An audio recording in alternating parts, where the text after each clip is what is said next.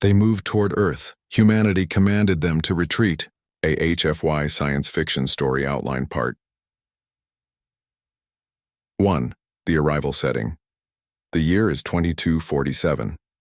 Humanity has colonized the inner solar system and established mining outposts across the asteroid belt.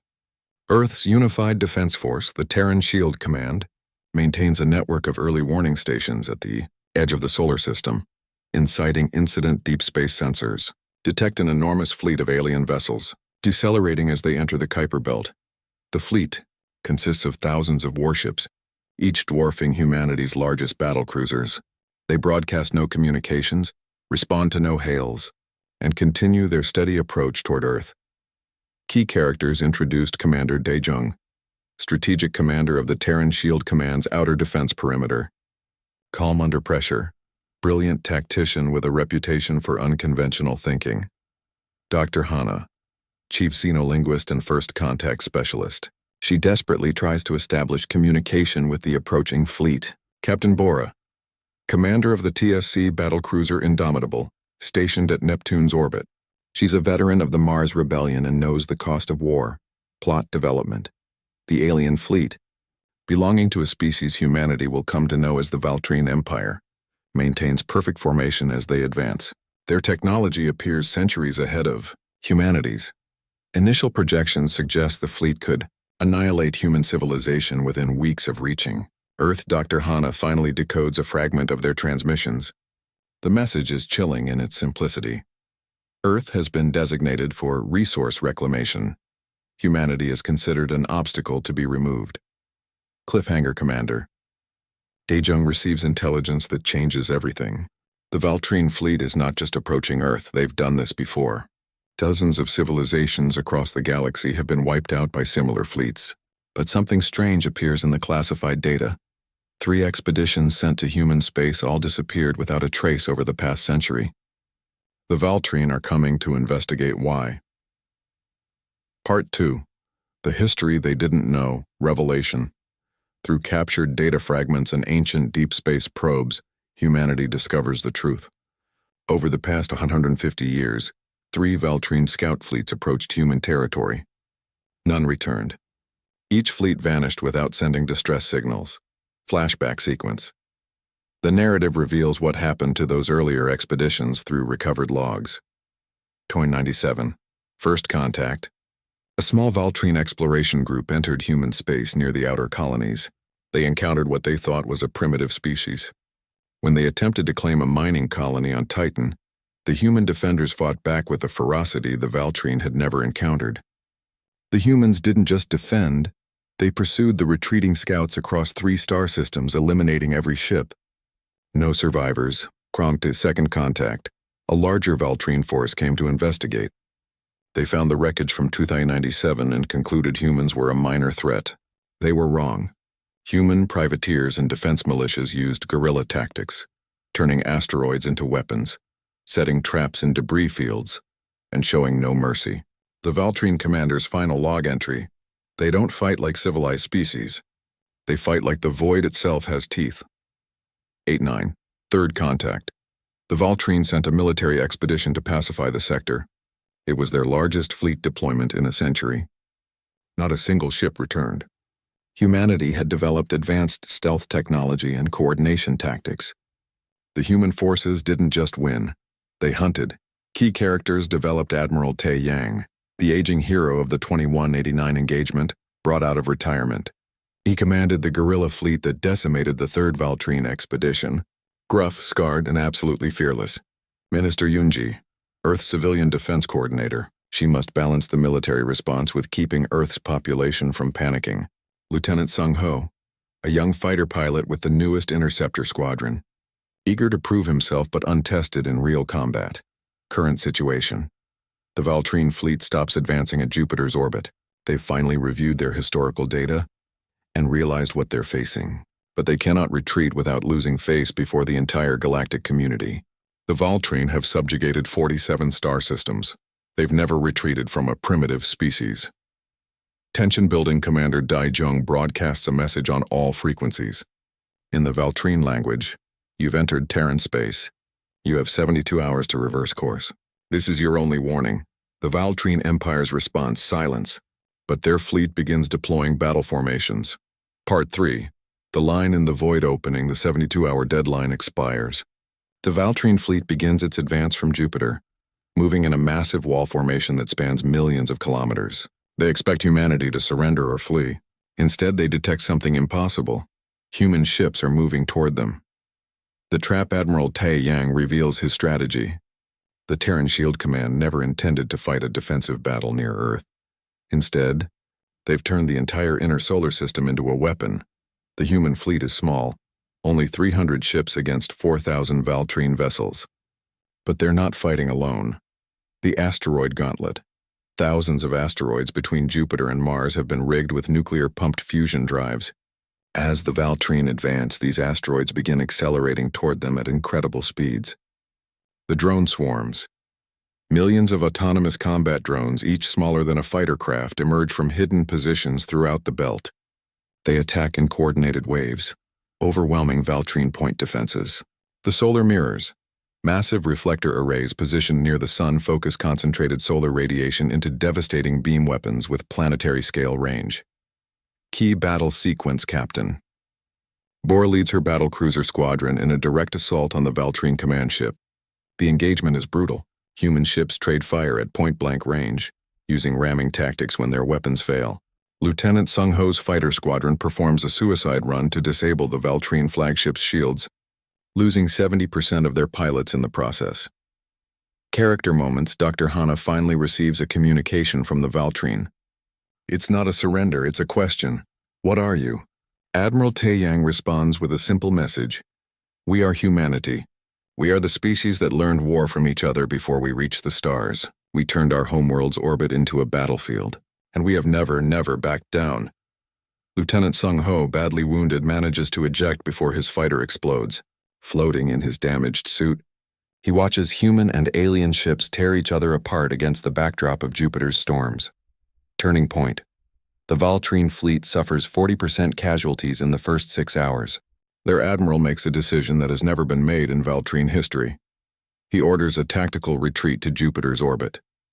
But it's not fast enough. Human forces press the advantage, showing the same relentless pursuit that destroyed the previous expeditions. Cliffhanger: as the Valtrine attempt to regroup, they receive a transmission from Earth. It's not from the military, it's from the civilian government. Minister Yoonji's message is broadcast across the entire sector. You came to our home. You threatened our families, and you will answer for it. Behind the retreating Valtrine fleet, another human force emerges from the direction of the outer solar system. They've been outflanked. Part 4. The price of hubris: desperation. The Valtrine fleet is trapped between two human forces. Their advanced technology means nothing when they're outnumbered by weapons platforms. Surrounded by hostile terrain and facing an enemy that seems to feel no fear of death, the Valtrine Admiral, Krelvar, finally opens direct communication with Commander Daejung. The conversation is tense. Krelvar: you fight like savages. There is no honor in your tactics. Daejung: you came to exterminate us. You expected us to die with honor? We're survivors. We'll use every weapon, every trick, every sacrifice necessary to protect our home. Krelvar: we have conquered 47 systems. We have never faced resistance like this. Daejung: then you've never faced a species that had no choice but to become good at killing each other for thousands of years before we left our planet. We didn't learn war from the stars. We brought it with us. The offer Minister Yoonji makes an unexpected move. She offers the Valtrine terms: complete withdrawal from Terran space, reparations for the attack, and the establishment of a demilitarized zone. In exchange, humanity will allow them to retreat with their surviving forces intact. The Valtrine are stunned. Why would humans offer terms when they're winning? Admiral Tai Yang explains to his officers, because we can win this battle, but we'll lose thousands of our people doing it. And because I want them to go back to their empire and tell them what happened here. Fear is a better weapon than any battleship. Internal conflict. Not everyone agrees with the offer. Captain Bora argues they should press the attack and eliminate the Valtrine threat permanently. Lieutenant Sung Ho, recovering from his injuries, questions whether showing mercy makes humanity look weak. Dr. Hana provides the deciding argument. If we slaughter them here, We become the monsters they thought we were. But if we let them retreat after beating them decisively, we send a different message. Humanity is strong enough to choose mercy. That's far more terrifying to an empire built on conquest. Valtrine perspective. For the first time, the story shifts to show the Valtrine perspective. Krelver debates with his command council. Part 2. The 72 hours passed like a slow death. Across Earth and its colonies, people watched the skies and waited. Children were evacuated from the outer settlements. Military vessels took up positions throughout the solar system. Everyone knew what was coming. Dr. Hana sat in her laboratory, surrounded by screens showing Valtrine communications. She had barely slept in 3 days, surviving on coffee and determination. Her team worked beside her, trying to understand everything they could about the enemy. "I found something," said one of her assistants, a young man named Jiho. "These aren't just military communications. There are historical records embedded in their data streams. I think it's their version of a database, constantly syncing between ships." Hana leaned forward, her exhaustion forgotten. "Can you access it?" "Already done. Commander, you need to see this." The screens filled with translated text and images. What Hana saw made her blood run cold, then hot with fury. The Valtrine Empire had conquered 47 star systems. But it wasn't just conquest. It was extermination. Every species they encountered was either enslaved or destroyed. Entire civilizations were reduced to resource extraction zones, but there was more.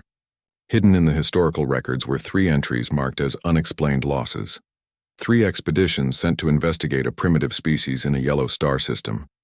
3 expeditions that never returned. Hana read the final transmission from the second expedition, sent in 2143. The Valtrine commander had written, "The humans do not fight with honor. They use their own territory as a weapon. They turn rocks into missiles and hide in the darkness. They do not retreat. They do not surrender. They pursue us even when damaged and dying. This species learned war before they learned space travel, requesting immediate withdrawal authorization. The transmission ended there. No withdrawal was authorized. The entire expedition was destroyed." Hana printed the documents and ran to the command center. She found Commander Dai Jung studying tactical displays with Admiral Tae Yang, who had come out of retirement for the crisis. "Commander, you need to read this," Hana said, handing him the papers. "The Valtrine have records of their previous encounters with us. They know what we're capable of. But they're still coming." Admiral Tae Yang took the papers and read them slowly. A grim smile crossed his scarred face. "They're coming because they can't afford to look weak. If they retreat from a primitive species, their entire empire might start questioning their strength. They'd rather risk a fleet than risk their reputation." "Then they're fools," said Captain Bora, who had brought her battle cruiser closer to Mars orbit. Her image filled one of the large screens in the command center. "Pride is a poor strategy." "Pride is the only strategy for empires," Admiral Tae Yang replied. He turned to Dae Jung. "We need to make them remember why their 3 expeditions never came home. But this time we need to do it faster and harder." Dae Jung nodded. He had been planning for 3 days straight, barely eating or sleeping. Now he activated the main display and showed them his strategy. "We're not going to fight defensively," he said. "Every species the Valtrine conquered tried to defend their planets and lost. We're going to attack." The room fell silent. Minister Yunji, attending via video link from Earth, spoke up. "Attack? Commander, they outnumber us 10 to 1. Their technology is superior. How can we attack?" "Because they expect us to defend," Dae Jung explained. "They expect us to cluster around Earth and Mars, protecting our homes. Instead, we're going to turn the entire inner solar system into a killing field." He zoomed in on the asteroid belt between Mars and Jupiter. "For the past 70 hours, our mining crews have been attaching fusion drives to thousands of asteroids. We can accelerate them to incredible speeds and aim them at the Valtrine fleet. They'll have to dodge or destroy each one, which will break their formation." "What about our ships?" Captain Bora asked. "We split into 3 groups," Dae Jung continued. "Captain Bora leads the first group in a direct assault on their command ship. You won't win, but you'll force them to commit their defenses. Lieutenant Sung Ho's fighter squadrons will use that distraction to disable their flagship's shields." On another screen, a young pilot saluted.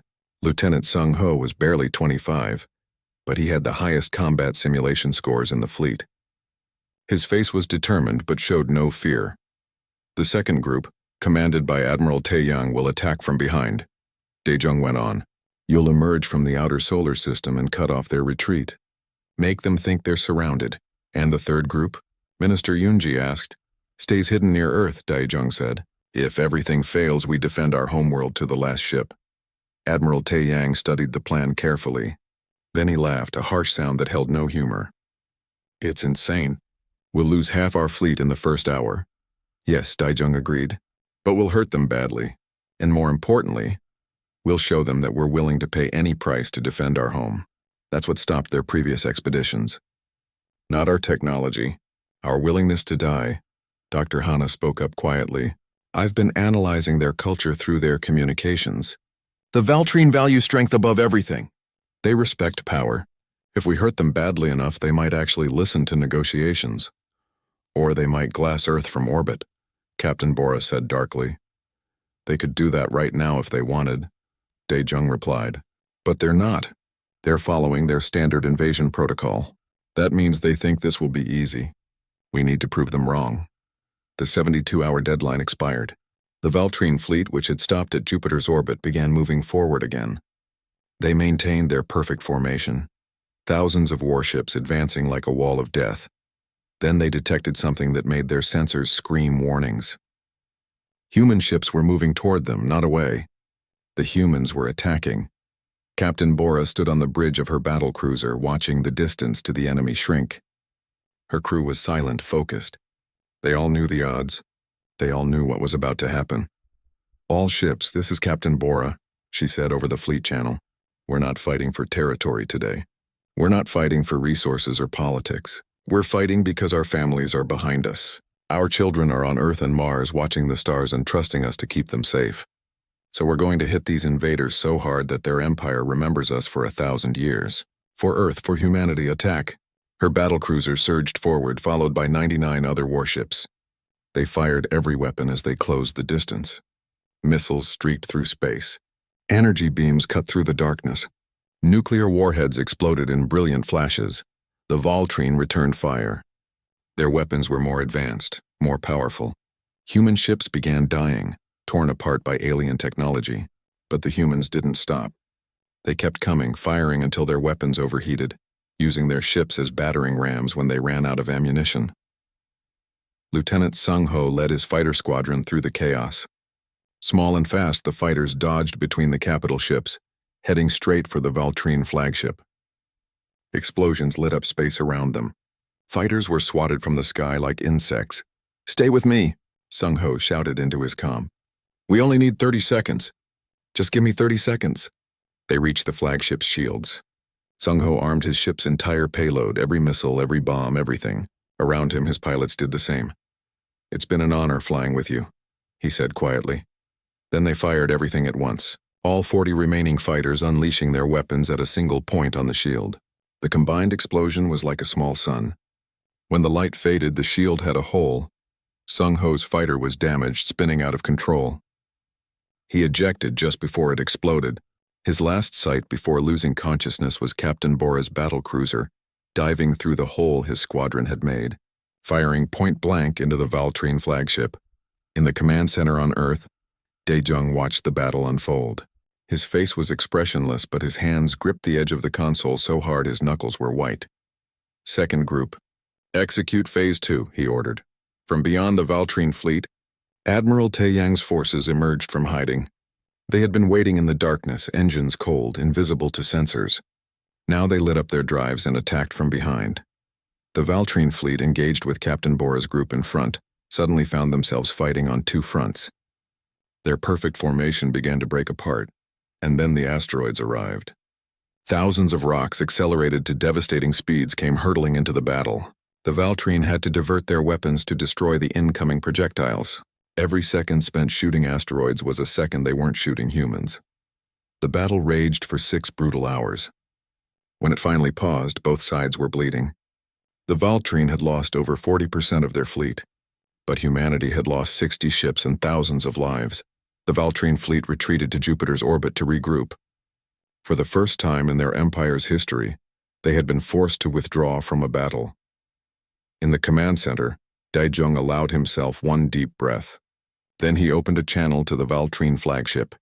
This is Commander Dae-jung of the Terran Shield Command. We gave you a warning.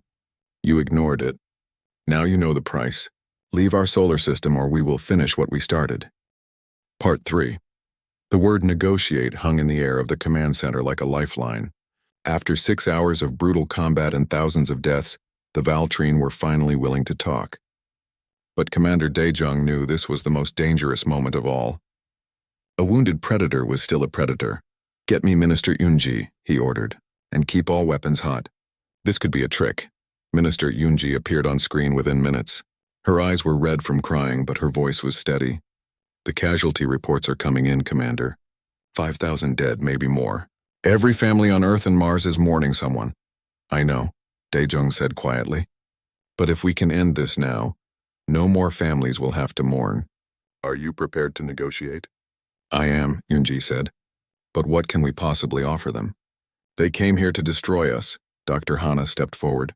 She had been listening to Valtrine communications throughout the battle. "They're not trying to trick us, Minister. They're genuinely shocked. Their internal communications show panic. They've never been hurt this badly by a species they considered primitive." "Then we have leverage," Dae-jung said. He turned to the communications officer. "Open a secure channel to the Valtrine flagship. Visual and audio." The main screen flickered, then showed the interior of an alien bridge. The Valtrine commander stood in the center, tall and imposing in dark armor. His face was angular, with eyes that burned with intelligence and barely contained fury. Dr. Hana had translated his name as Krelvar. "I am Commander Dae-jung of Earth. You requested negotiations." Krelvar stared at him for a long moment. "Your tactics are without honor. You turned your own territory into a weapon. You used suicide attacks. You sacrificed your ships like they meant nothing." "They meant everything," Dae-jung replied calmly. "Each ship contained people with families, dreams, and futures. We sacrificed them because you left us no choice. You came to our home to kill us all. What did you expect? That we would line up and die quietly? We expected a species at your technology level to surrender when faced with superior force," Krelvar said. "Every other civilization has." "Then you've been conquering the wrong civilizations," Admiral Tae-yang's voice cut in. His face appeared in a smaller window on the screen. The old admiral looked directly at Krelvar. "I destroyed your third expedition in 2189. Did you read their final reports?" Krelvar's expression shifted slightly. "You are the commander from that battle. We studied your tactics. They were unprecedented." "They were desperate," Admiral Tae-yang corrected. "You want to know why humanity fights the way we do? Because for thousands of years before we reached space, we fought each other. We had wars that killed millions. We built weapons that could destroy our entire planet. We learned every dirty trick, every brutal tactic, every way to win at any cost. And then we learned something even more important. We learned when to stop fighting." Minister Yunji spoke up. "Commander Krelvar, we have no desire to continue this war. We've proven we can hurt you. You've proven you can hurt us. If we keep fighting, both our peoples will bleed until there's nothing left. So I'm offering you terms. Leave our solar system immediately. Establish a demilitarized zone between our territories. Pay reparations for the damage you've caused. In return, we allow your surviving fleet to retreat safely." Krelvar's eyes widened. "You're offering terms? You're winning this battle. Why not destroy us completely?" Captain Bora, her uniform burned and torn, appeared on screen. She had survived the assault on the flagship but looked exhausted. "Because we're not monsters. We defend our home, yes. We fight with everything we have, yes. But we don't kill for pleasure. End this now and both our peoples survive." The Valtrine commander was silent for a long time. His officers could be seen arguing in the background, their voices rising in what Dr. Hana recognized as heated debate. Finally, Krelvar spoke again. "I need to consult with my command council. This decision is beyond my authority." "You have 6 hours," Dae-jung said. "After that, we resume combat operations, and this time we won't hold back." The screen went dark. In the command center, everyone seemed to release their breath at once. "Did you see his face?" Dr. Hana said quietly. When the minister offered terms, he was shocked. "They genuinely expected us to try to kill them all." "That's what they would do," Admiral Tae-yang said grimly. "That's what they've done to 47 other civilizations. We're showing them something they've never seen before. Mercy from a position of strength. Or we're showing weakness," Captain Bora countered. "Some of my officers think we should press the attack. Finish them now before they can bring reinforcements. Daejung shook his head. If we slaughter them, we become the very thing we're fighting against. Besides, we need them to go back to their empire and tell everyone what happened here. Fear is a powerful deterrent. The 6 hours crawled by. Across the solar system, human forces maintained their positions. Medical teams worked frantically to save the wounded. Engineers patched damaged ships. Everyone waited. Lieutenant Sung-ho had been rescued from his damaged fighter and brought to a medical station near Mars. His legs were broken, his body covered in burns, but he was alive. Lying in his hospital bed, he watched news feeds showing footage of the battle. His squadron had lost 34 pilots out of 40. He could name every single one of them. A nurse came by to check his vitals. "You're a hero, Lieutenant. Everyone is talking about your attack on the flagship." Sung-ho looked at her with hollow eyes. "I'm not a hero. I'm just lucky. The real heroes died making that hole in their shield." On Earth, families gathered around screens watching and waiting. In cities across the planet, people held vigils for the dead. Children asked their parents if the monsters from space were going away. No one had good answers. Finally, after 5 hours and 43 minutes, the Valtrine sent another transmission. Krelvar appeared on screen again, but this time he wasn't alone. Behind him stood several other Valtrine, all wearing different colors of armor that Dr. Hana identified as rank insignia. "Commander Daejung," Krelvar began formally, "my command council has reviewed your terms. We find them acceptable, but I have questions before we agree." "Ask," Daejung said simply. "Why do you offer mercy? You could destroy our fleet. Your asteroid weapons are still in position. Your hidden forces could attack again. We analyzed your tactics during the battle. You were holding back. You never used your most powerful weapons because they would damage your own territory. You fought us with restraint while we fought you with everything. So I ask again, why offer mercy?" Daejung considered his answer carefully. "Because mercy is not weakness. It's a choice. We could kill you all, yes, but that would cost thousands more human lives. It would turn our home system into a graveyard, and it would make us no better than you. We're offering you a chance to leave with honor, to return to your people and tell them the truth. That humanity is strong enough to choose peace after proving it can wage war." One of the other Valtrine officers stepped forward. "This is unprecedented in our empire's history.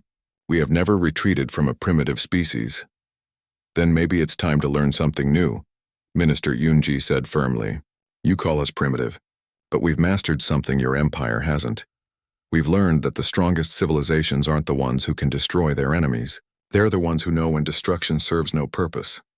Admiral Tae-yang added his voice. "I've studied your previous conquests through the data we recovered. You're very good at destroying civilizations that can't fight back, but you've never faced someone who could hurt you and chose not to finish the job. That's going to haunt your empire. Every species you've conquered is going to hear about this.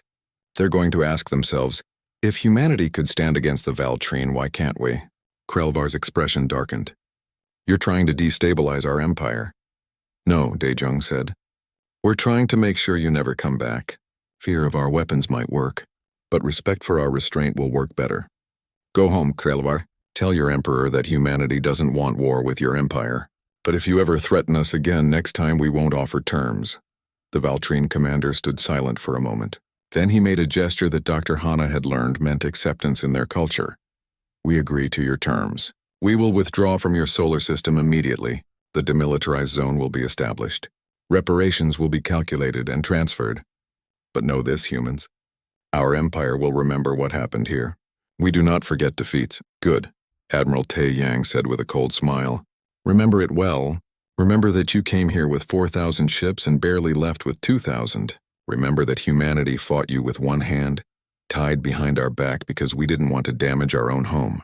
And remember that we let you live when we could have finished you. Let those memories keep you away from Earth forever."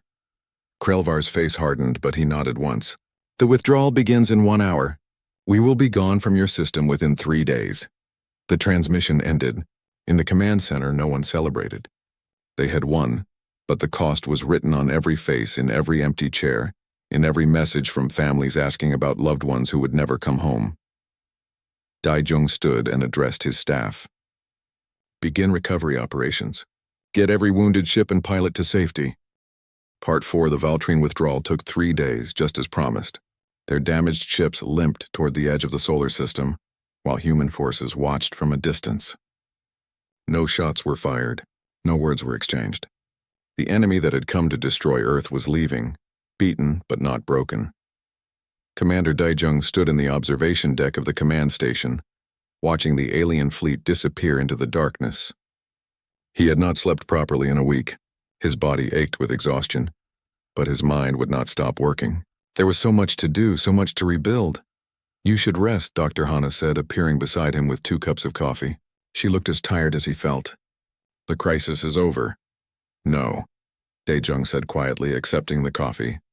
"The crisis is just beginning. The Valtrine will go back to their empire and tell everyone what happened here. Some will be afraid, but others will be angry, and angry empires do stupid things." Dr. Hana sipped her coffee and nodded. "I've been analyzing their internal communications from the past 3 days. You're right to be concerned. Their command council is split. Half want to quarantine our sector and never return.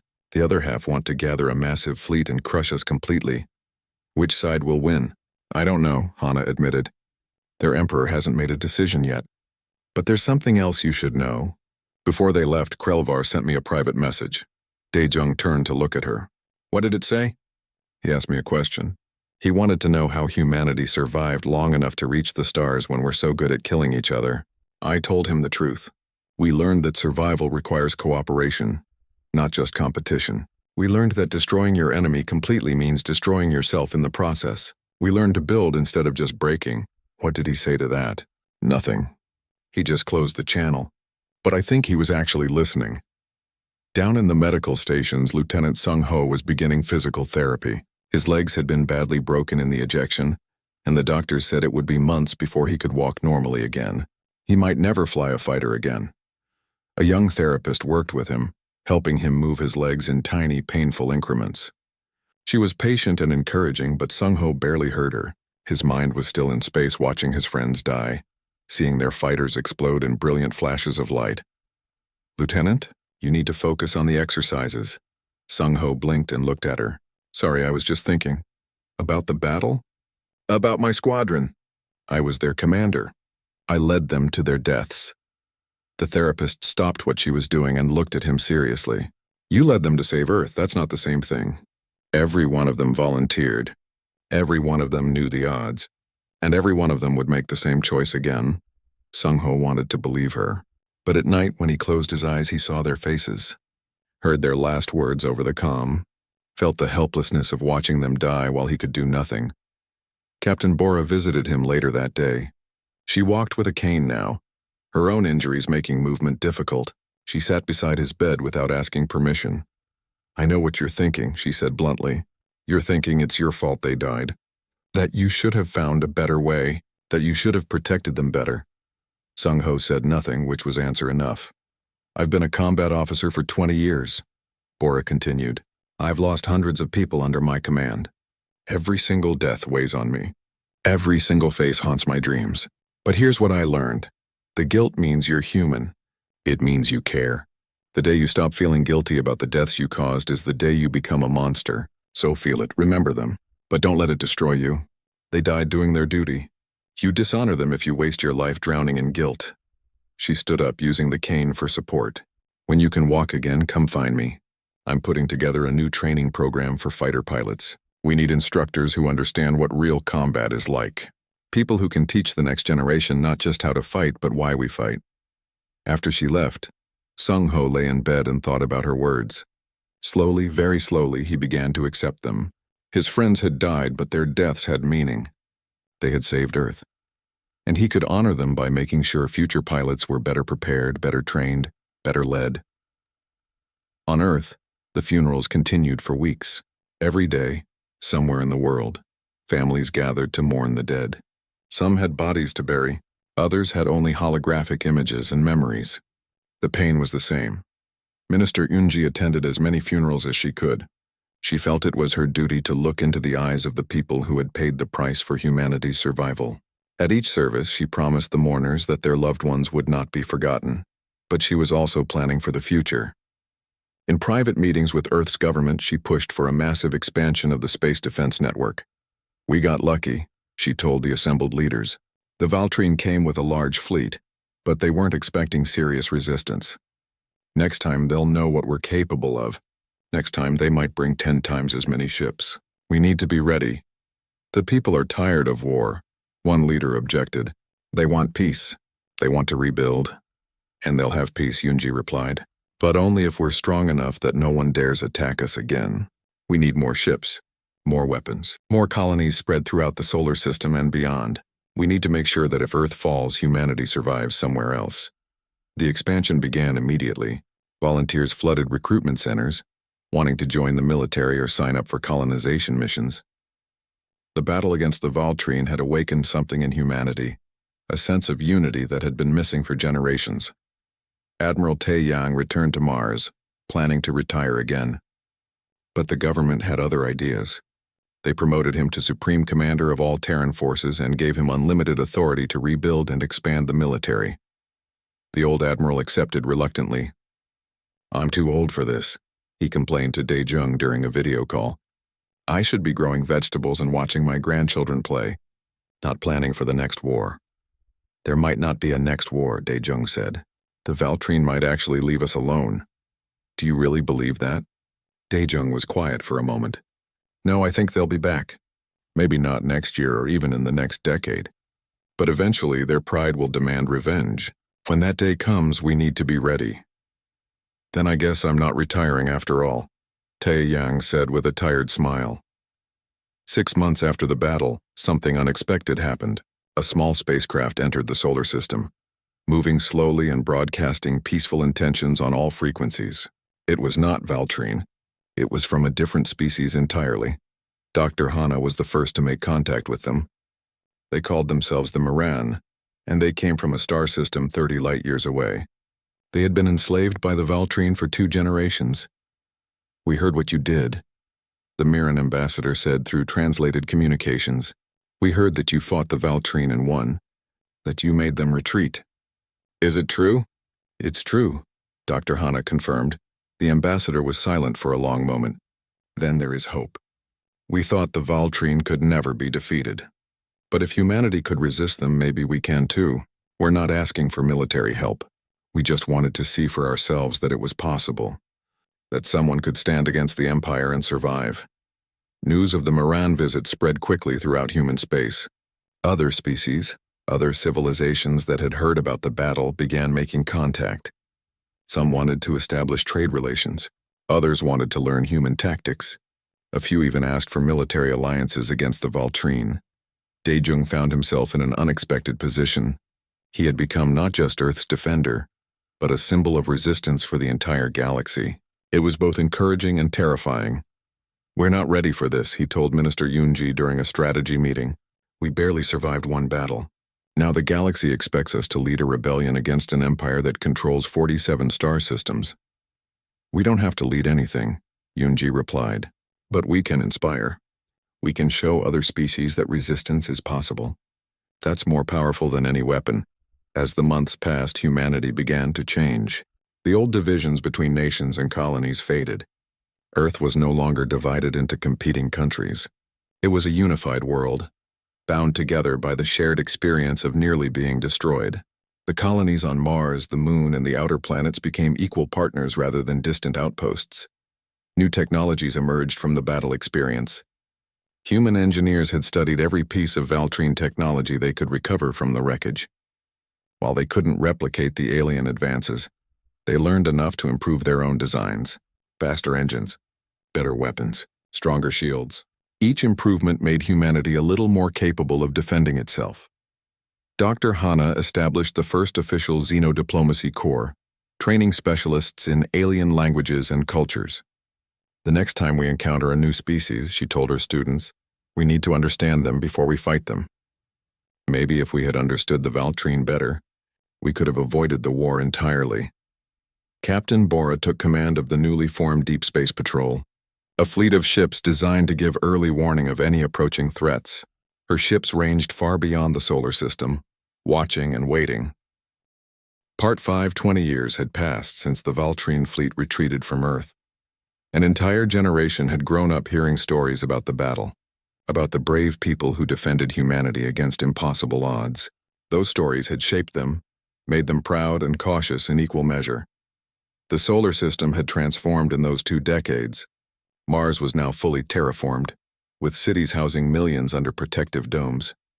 The asteroid belt had become an industrial powerhouse, mining operations providing resources for constant expansion. Humanity had even established colonies beyond the solar system, venturing to nearby stars with new faster-than-light technology developed through studying Valtrine wreckage. Commander Dae-jung was now an old man, his hair completely white, his face lined with age and responsibility. He still served as Supreme Admiral, though these days he spent more time teaching than commanding. He had trained the next generation of officers, passing on not just tactics but wisdom. Dr. Hana had become Earth's ambassador to the growing coalition of species that had contacted humanity over the years. 17 different civilizations now maintained diplomatic relations with Earth. Most were former Valtrine subjects who had found courage in humanity's example. Some had even rebelled successfully against the Empire, weakening Valtrine control across the galaxy. Captain Bora commanded the entire Terran fleet now, overseeing thousands of ships from her flagship. She was a legend, the woman who had led the desperate assault on the Valtrine command ship and survived. Young officers studied her tactics and dreamed of following in her footsteps. Lieutenant Sung Ho, now Commander Sung Ho, ran the Advanced Flight Academy. His students were the best pilots in human space, trained not just in combat maneuvers but in when to fight and when to hold fire. He still walked with a slight limp, a permanent reminder of the day he and his squadron broke the Valtrine shields. Admiral Tae-yang had finally retired for real, dying peacefully in his sleep at the age of 97. His funeral was attended by millions, and his lessons lived on in every officer he had trained. His final words to Dae-jung had been simple: keep them safe, keep them strong, and teach them mercy. Minister Yoon-ji had become Earth's president, leading the unified planetary government with wisdom gained from hard experience. She never forgot the faces of the family she had comforted after the battle. Every decision she made was influenced by the memory of their grief. On a quiet spring morning, the deep space sensors detected something familiar. A single ship was approaching the solar system, broadcasting peaceful intentions. The identification codes marked it as Valtrine. The alert went out immediately. Captain Bora brought the fleet to defensive positions. Dae-jung was called from his teaching duties. Dr. Hana rushed to the command center.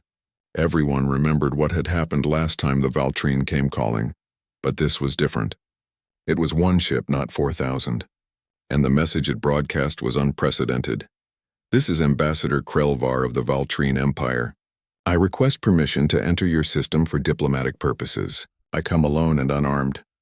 Dae-jung stared at the name on the screen. Krelvar, the commander who had led the invasion fleet 20 years ago. The one who had retreated in defeat.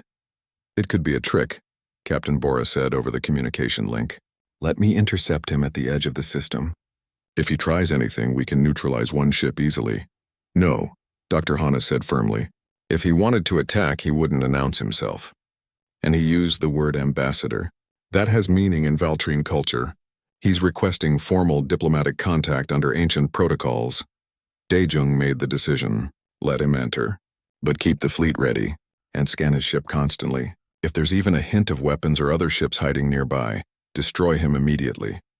The single Valtrine ship made its way slowly through the solar system, submitting to every scan and inspection. It was indeed unarmed, a diplomatic vessel rather than a warship. 3 days later, it docked at the diplomatic station orbiting Earth. Krelvar emerged alone. He looked older, his angular features more lined, his armor replaced by formal robes. He carried no weapons. 2 human security guards escorted him to a meeting room where Dae-jung, Dr. Hana, and Minister Yoon-ji waited. The Valtrine ambassador stopped at the doorway and performed a formal bow, deeper than Dr. Hana had ever seen from his species. When he straightened, his eyes met Dae-jung's. Supreme Admiral, we meet again under different circumstances.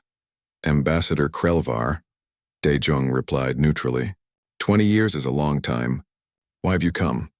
Krelvar gestured to the chairs. May I sit? This conversation will take some time. They sat across from each other, human and alien, former enemies now meeting as potential diplomats. Krelvar folded his hands and began speaking. 20 years ago, I led the largest fleet ever assembled by my empire. I came to your system expecting an easy victory over a primitive species. Instead, I found warriors who fought with skill and courage that shocked us. You defeated us not through superior technology, but through superior determination. And then when you could have destroyed us completely, you offered mercy. He paused, his expression difficult to read. I returned to the Empire in disgrace. I expected execution. Instead, the Emperor asked me questions.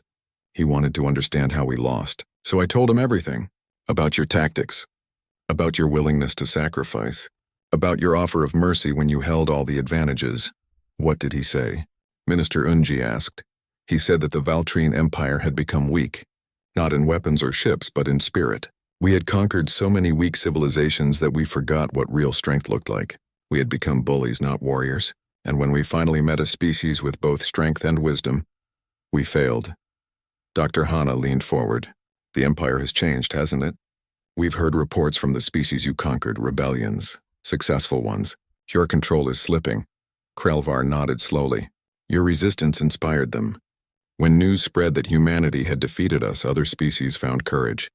5 systems have successfully rebelled in the past 20 years. 10 more are in open revolt.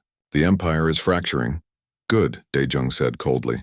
You enslaved innocent civilizations. You deserve to fall. Perhaps, Krelvar agreed. But the collapse of an empire creates chaos. Wars between former subjects. Resource shortages. Billion suffering. The Emperor has chosen a different path. He sent me here to propose a treaty. The 3 humans exchanged glances. Minister Yunji spoke first. What kind of treaty? A non-aggression pact between the Valtrine Empire and humanity. We will not enter your territory. You will not support rebellions in our territory. We establish peaceful trade relations and cultural exchange. In exchange, we share technology and information about other species in the galaxy. Why would we agree to stop supporting rebellions? Dr. Hana asked sharply. Those species deserve freedom. Because if the Empire falls completely, the chaos will spread throughout this entire region of space, Krelvar replied. The Emperor is proposing reforms, granting autonomy to conquered species, establishing representative councils, ending the slavery and exploitation. But he needs time. If too many systems rebel at once, everything collapses into war. Billions die. Daejung studied the alien ambassador carefully. You're asking us to help save your empire. The same empire that came here to exterminate us. Yes, Krelvar said simply. I know how it sounds. But consider this. A reformed Valtrine empire that respects other species is better than dozens of warring factions fighting over the ruins, and humanity would gain a powerful ally in a dangerous galaxy. The meeting lasted hours. Krelvar answered every question, provided every detail about the proposed treaty. He admitted that many in the Valtrine Empire opposed these reforms. He acknowledged that trust would take years to build, but he insisted that his emperor was sincere about changing the empire's ways. Finally, Minister Yunji called for a recess. The humans met privately in another room. I don't trust him, Daejung said immediately. This could be a trick, a way to buy time while they rebuild their forces. I've been analyzing his expressions and vocal patterns, Dr. Hana said. I think he's being honest. The Valtrine are proud. For their emperor to send their former commander here to ask for help, that's a huge gesture. They're genuinely afraid their empire will collapse. Minister Yunji sat quietly, thinking. What would Admiral Taeyang advise? Daejung smiled sadly. He'd say that strength means nothing without wisdom, that we should be willing to give even our enemies a chance to change, as long as we stay strong enough to defend ourselves if they betray us. Then we negotiate, Yunji decided, but with conditions. Real oversight, verification systems, and we continue supporting species that want independence but through diplomatic pressure, rather than military aid. We give the Empire a chance to reform, but we don't trust blindly. They returned to the meeting room. Krelvar sat waiting patiently, his expression unreadable. We'll negotiate a treaty, Minister Unji told him, but it will take months to work out the details. And we'll need guarantees, inspection rights, cultural exchanges, proof that your empire is actually reforming. Krelvar stood and bowed again. The Emperor expected nothing less. I have authority to begin negotiations immediately,